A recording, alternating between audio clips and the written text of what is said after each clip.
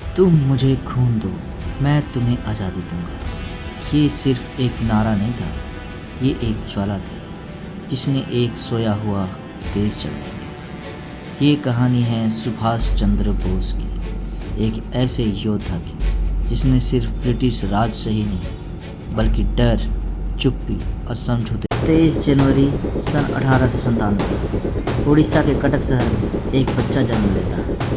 नाम रखा जाता है सुभाष चंद्र बोस। बचपन से ही तेज, अनुशासित और गंभीर।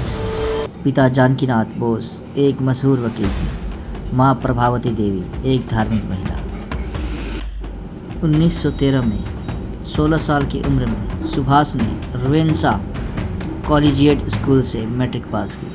1918 उन्होंने प्रेसिडेंसी कॉलेज कलकत्ता में दाखिल लिया, लेकिन एक अंग्रेज प्रोफेसर को अपशब्द कहने के कारण उन्हें कॉलेज से निकाल दिया गया। फिर उन्होंने स्कॉटिश चर्च कॉलेज में दाखिला लिया और 1919 में दर्शन शास्त्र में स्नातक किया। सन 1920 पिता की इच्छा पर इंग्लैंड गए और ICS इंडियन सिविल सर्विसेज की परीक्षा दी। सिर्फ 21 साल की उम्र में चौथा रैंक लाकर परीक्षा पास कर सन 1921 में उन्होंने देश सेवा को चुना और ICS से इस्तीफा दे दिया।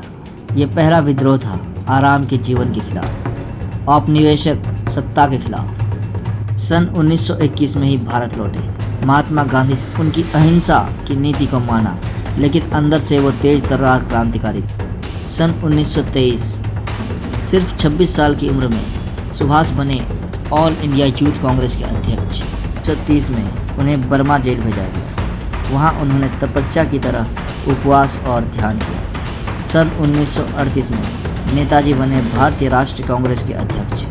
उन्होंने योजना आयोग की स्थापना की। 1939 लगातार दूसरा साल अध्यक्ष चुने गए, लेकिन गांधी जी और नेहरू से मतभेद बढ़ने लगा। नेताजी चाहते थे सीधा संघर्ष, गांधी जी चाहते थे प्रतीक्षा और अहिंसा। अंत में सुभाष चंद्र बोस ने कांग्रेस से इस्तीफा दे दिया।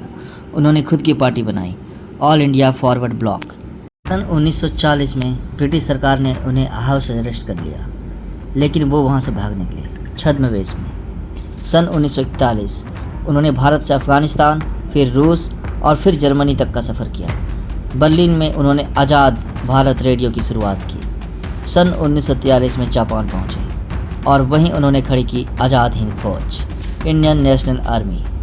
INA में सिर्फ पुरुष सैनिक ही नहीं थे, वहाँ महिलाएं भी थीं। रानी झांसी रेजिमेंट, जिसकी कमान कैप्टन लक्ष्मी सहगल ने संभाली। 1944 में नेताजी ने ऐतिहासिक नारा दिया, दिल्ली चलो, और हर जवान की जुबान पर गूंजा जय हिंद।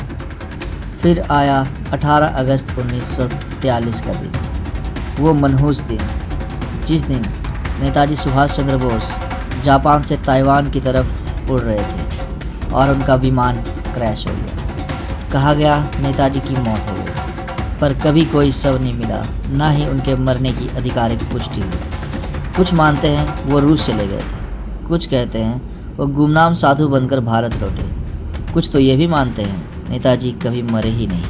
आज भी एक सवाल जिंदा है, क्या नेताजी लौटेंगे? 1947 में भारत को आज़ादी मिली, लेकिन उसकी नींव नेताजी सुभाष चंद्र बोस ने रखी थी। हर जय हिंद आज भी उनकी गूंज है, हर दिल्ली चलो एक आवाज़ है उनके विचार की। नेताजी कोई एक व्यक्ति नहीं, वो एक विचार है जो आज भी देशभक्ति की सांसों में जिंदा है। नेताजी सुभाष चंद्र बोस एक नाम नहीं, एक युग है, एक आंदोलन जो कभी थमता नहीं, जो कभी रुकता नहीं। और इसी के साथ जय हिंद। अगर आपको ये कहानी प्रेरणादायक लगी तो इसे लाइक करें, शेयर करें और कमेंट में ज़रूर बताएं, क्या नेताजी वाकई मर गए या वो आज भी भारतीयों के दिल में जिंदा हैं। और ऐसी ही सच्ची कहानियों के लिए सब्सक्राइब करें ट्रू लेगेसी टेल्स। धन्यवाद। Like, comment, and subscribe.